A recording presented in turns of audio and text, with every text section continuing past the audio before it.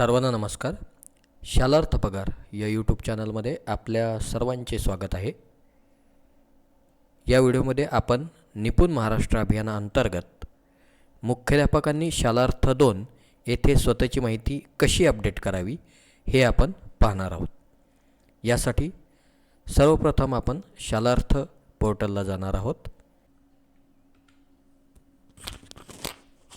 Shalarth पोर्टलमध्ये portal उघडल्यानंतर आपल्याला तिथे युजरनेम, पासवर्ड आणि कॅप्चा टाकून सबमिट करायचं आहे.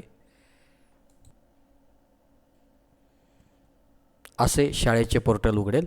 यामध्ये वरती 3 ऑप्शन्स दिसतील. त्यातील पहिला जो ऑप्शन आहे शालार्थ 2 यावर आपल्याला क्लिक करायचं आहे.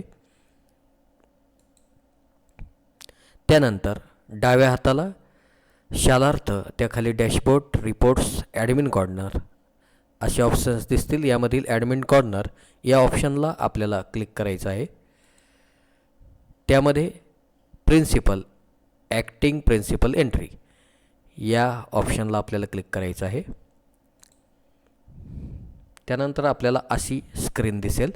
यामध्ये आपल्याला एक निळ्या चौकोनात ॲड एंट्री असा टॅब दिसतोय.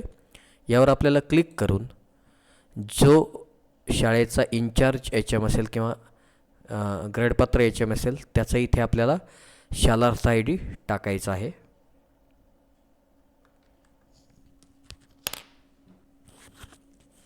शालार्थ ID टाकल्यानंतर सर्च ऑप्शनला क्लिक करायचं आहे.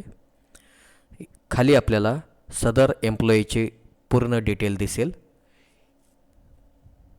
ही डिटेल चेक केल्यानंतर खाली प्रिन्सिपल एंट्रीमध्ये आपल्याला प्रिन्सिपल स्टेटस निवडायचं आहे.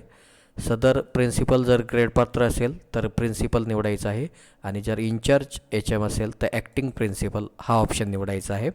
त्यानंतर फ्रॉम डेट म्हणजे सदर व्यक्तीने HM चार्ज कधीपासून घेतला आहे ती तारीख आपल्याला इथे निवडायची आहे.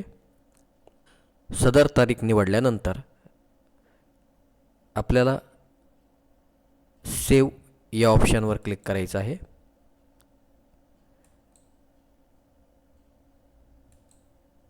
अशा पद्धतीने आपल्याला सदर शाळेतील जो HM आहे त्यांचे नाव इथे आपल्याला दिसणार आहे आणि स्टेटस ॲक्टिव्ह असे येईल.